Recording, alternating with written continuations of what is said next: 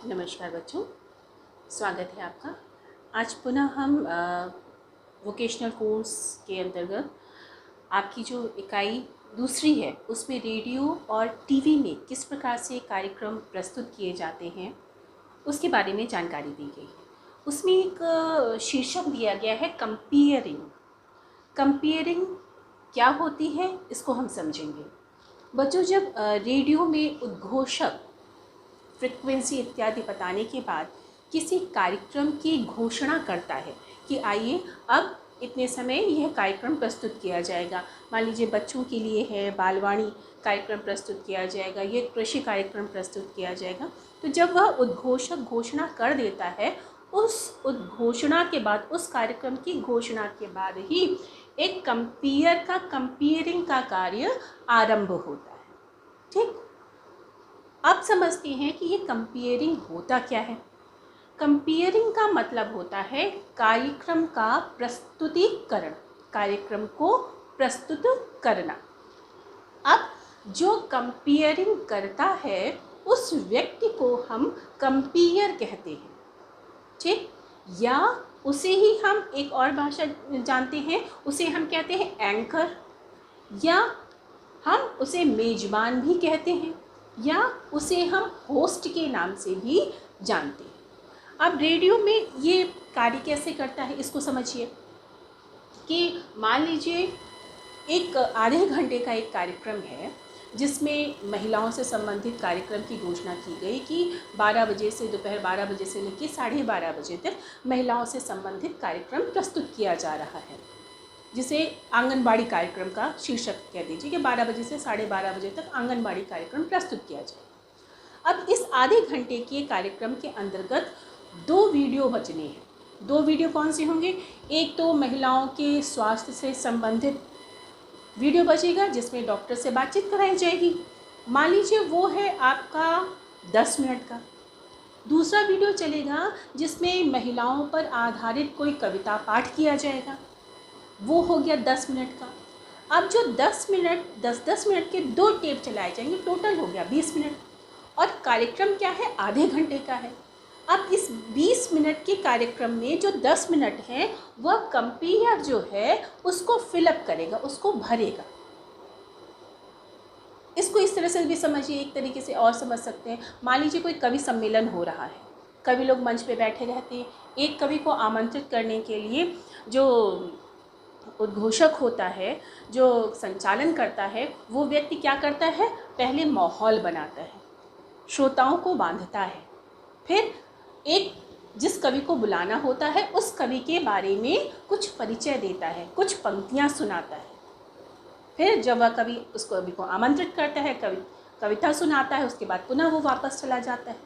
जब वो वापस चला जाता है तो संचालक पुनः स्टेज पे आता है और कुछ उसी से संबंधित या उसी से मिलती जुलती पंक्तियाँ कहता है, या उनकी कही गई कविता को की प्रमुख पंक्तियों को दोहराता है और वातावरण का निर्माण करता है।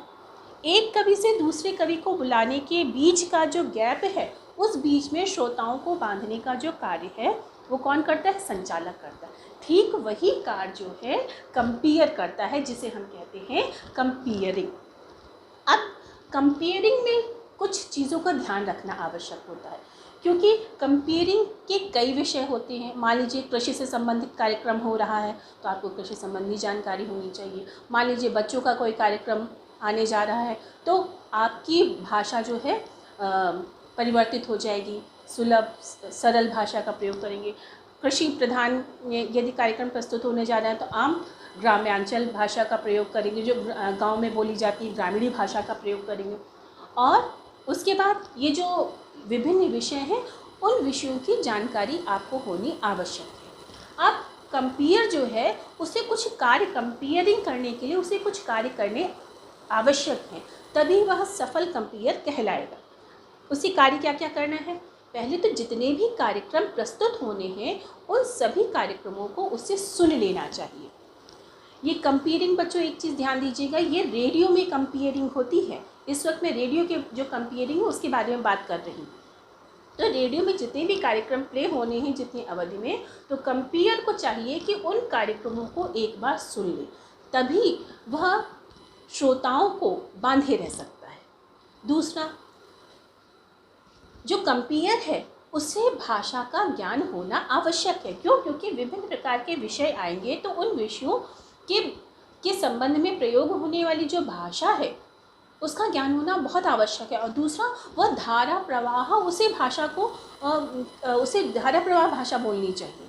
कहीं अटक के रुक के बोलने से कार्यक्रम का जो तारतम्य है वह बिगड़ जाता है।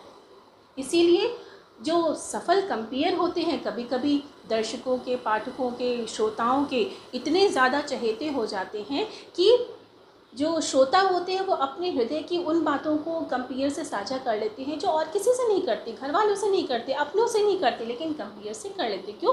क्योंकि वो कंपेयर से एक लगाव का अनुभव करते हैं।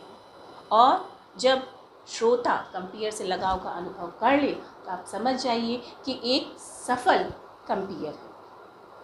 आपको इस प्रश्न पत्र के माध्यम से हिंदी भाषा का कहाँ कहाँ उपयोग हो सकता है, किस प्रकार से रोज़गार परक हो सकता है, कहाँ कहाँ रोज़गार की संभावना है, यही सारी चीज़ें आपको सिखाई जा रही।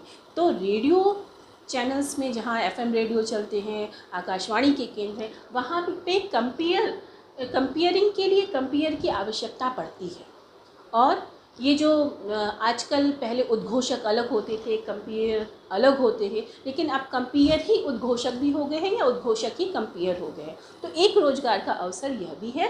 तो इस कंपेयर बनने के लिए आपको इन गुणों का होना आवश्यक है। विषय का ज्ञान हो, आपको भाषा का ज्ञान हो, आप पूरी तरीके से आप कार्यक्रम को सुन लें और श्रोताओं को बांधने के लिए आप में एक गुण भी होना चाहिए। आशा करती हूँ कंपेयरिंग क्या है ये आपके मस्तिष्क में स्पष्ट हो गया होगा। वीडियो देखने के लिए धन्यवाद।